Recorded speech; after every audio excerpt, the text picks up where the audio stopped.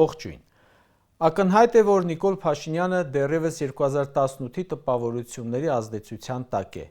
երբ ուներ անհիմն բարձր վարկանիշ և լեգիտիմություն։ Կառավարման առաջին 2 տարում նա բավական մսխեց դրանք։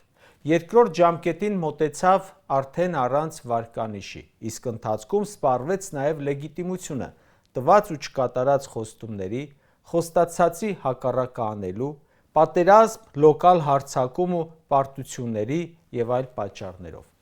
Երրորդ ժամկետը ապահովվեց բացառապես ուժայինների, վարչական ռեսուրսի, բռնաճնշումների ու ընտրակաշառքի, ընտրակեղծիքների միջոցով։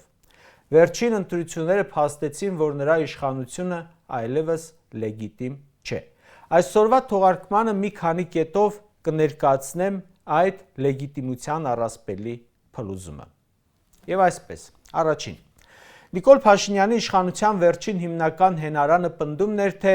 ինչ էլ լինի, ժողովուրդը միևնույն է իրեն է ընտրում։ Այդ առասպելով տարիներ շարունակ պահում էր իր թիմին, ուժային համակարգը, հնարավոր աջակիցներին և արտաքին խաղացողներին։ Նրա հիմնական ուղերձը բոլորին նույնն էր. ես դեռ ունեմ ժողովրդի անվերապահ աջակցությունը։ Երկրորդ, այս ընտրությունները քանդեցին այդ առասպելը, ցույց տվեցին, որ ժողովրդի անվերապահ աջակցություն այլևս չկա։ Փաշինյանը այլևս չի ստանում այնպիսի մանդատ, որով կարող է ներկայանալ որպես անվիճելի լեգիտիմ իշխանություն։ Այո, նրա շուրջ կարող է մնացած լինել վարչական, թիմային կամ շատ փոքր էլ գաղափարական աջակցություն, բայց դա այլևս համաժողովրդական վստահություն չէ։ Երրորդ, օրերս հարցազրույցում ՀՀ երկրորդ նախագահ Ռոբերտ Քոչարյանը հստակ դիտարկում է անում, եթե դաշտում հայտնվեր լրիվ անհայտ մարդ և նախընտրական շրջանում հայտարարեր թոշակները 10,000 դրամով ավելացնում եմ, վարորդական իրավունքից զրկումները վերականգնում եմ, սոցիալական այլ քայլեր եմ անում, նա նույնպես ձայն կհավաքեր։ Իսկ եթե այդ անհայտ մարդու օգտին ներգրավվեին արտաքին առաջնորդներ և ասեին հենց սա է ձեր ապագան, սրանից լավը չկա, նա հավանաբար կհավաքեր ոչ պակաս, իսկ գուցե ավելի շատ, քան Նիկոլ Փաշինյանը։ Այսինքն, նրա ստացած արդյունքը ոչ թե իր անձնական հեղինակության, այլ իշխանական ռեսուրսի, նախընտրական խոստումների և արտաքին աջակցության արդյունք էր։ Այդ գործիքակազմը ինքնին ձայն բերող փաթեթ էր և կրկնում եմ, արդյունքը ոչ թե պետք է համարել Փաշինյանի հանդեպ վստահության ապացույց, այլ իշխանական մեքենայի արդյունք։ Չորրորդ, ստացված արդյունքը պետք է գնահատել ոչ թե որպես ժողովրդի ազատ և անվերապահ վստահություն, այլ որպես անհավասար պայմաններում ռեսուրսների առավելագույն գործադրմամբ ստացված արդյունք։ Սա նշանակում է, որ Փաշինյանի իրական քաղաքական կապիտալը շատ ավելի ցածր է, քան փորձում են ներկայացնել։ Հինգերորդ, այդ արդյունքը ստացվել է արտաքին խաղացողների աննախադեպ ազդակների, վարչական ռեսուրսի կոպիտ օգտագործման, բյուջետային միջոցների անխնա նախընտրական շահագործման, ընդդիմադիրների նկատմամբ ճնշումների և վախի մթնոլորտում։ Եղել են շտաբերի և կուսակցությունների նկատմամբ ուժային գործողություններ, թեկնածուների նկատմամբ, վստահված անձանց նկատմամբ, խուզարկություններ, ձերբակալություն, կալանքներ, գործող վարչապետի կողմից շարունակական սպառնալիքներ են հնչել Սամվել Կարապետյանի, Ռոբերտ Քոչարյանի, Գագիկ Ծառուկյանի և այլ ընդդիմախոսների հասցեին։ Այս ամենը ժողովրդավարական մրցակցություն չէր։ Սա իշխանության ամբողջ մեքենայի գործադրում էր մեկ մարդու քաղաքական փրկության համար։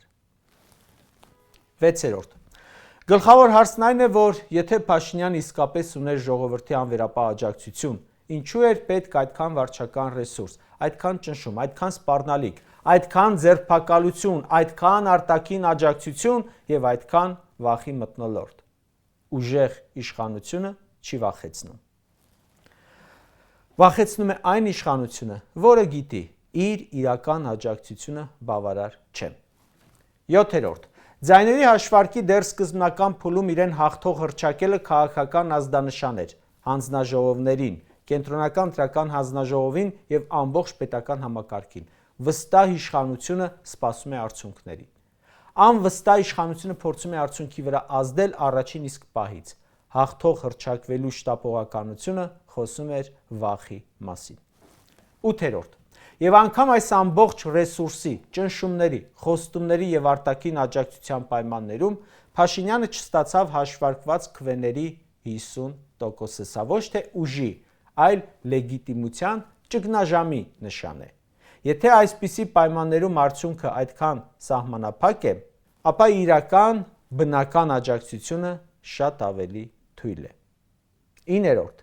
Այն, ինչ տեղի ունեցավ նախընտրական շրջանում և ընտրության օրերին, մեկ այլ երկրում լուրջ իրավական ու քաղաքական գնահատականի կարժանանար։ Գործող վարչապետի սպառնալիքները, ուժային համակարգի ներգրավումը, ընդդիմադիրների նկատմամբ ճնշումները, վարչական ռեսուրսի օգտագործումը ժողովրդավարական ընտրությունների հետ համատեղելի չեն։ Հայաստանում այս ամենը երկար ժամանակ պատշաճ գնահատական չէր ստանում, միայն մեկ պատճառով՝ կար պատրանք, թե Փաշինյանը դեռ ունի ժողովրդի լայն աջակցությունը։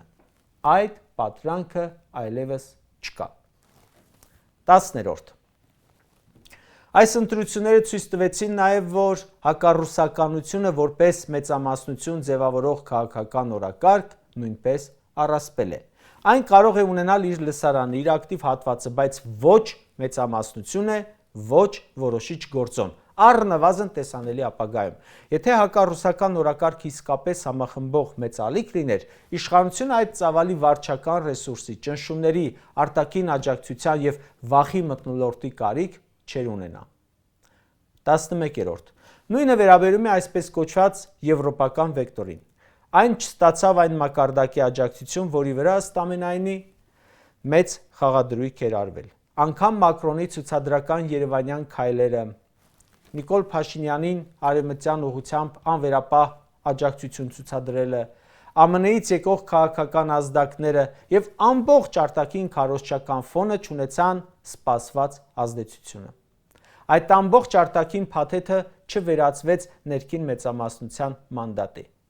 Հենց իշխանության նշած հաշվարկով 741.544 ընտրող, այսինքն ընտրություն անում մասնակցածների 50.19%-ը այդ ուղուն այդպես էլ հավանություն չտվեց։ Սա նշանակում է, որ հակառուսականությունը և եվրոպական վեկտորի անվերապահ աջակցությունը չեն կարող ներկայացվել որպես ժողովրդի մեծամասնության կամք։ Դրանք կարող են լինել իշխանության քարոզչական առանցք, արտաքին գործընկերների համար մատուցվող փաթեթ, բայց ոչ ներքին քաղաքական մեծամասնության ապացույց։ Եվ վերջապես 12. Կարճ ասած, Փաշինյանի իշխանությունը այսօր կանգնած է ոչ թե ժողովրդի վստահության, այլ վախի, վարչական լծակների, բյուջետային հնարավորությունների, ուժային ճնշման և արտաքին հենարանների վրա։ Իսկ այն միակ առասպելը, որով նա արդարացնում էր այդ ամենը, ժողովրդի անվերապահ աջակցությունը, այս ընտրություններով փլվեց։ Կրկնվեմ, նույն ռեսուրսը, նույն խոստումները և նույն արտաքին աջակցությունը տային լրիվ անհայտ մարդու, նա էլ կարող էր ոչ պակաս, գուցե ավելի արդյունք ունենալ։ Հետևաբար, սա Փաշինյանի ուժի ապացույց չէ։ Սա ապացույց է, որ առանց իշխանական մեքենայի նրա իրական քաղաքական աջակցությունը բազմապատիկ սահմանափակ է։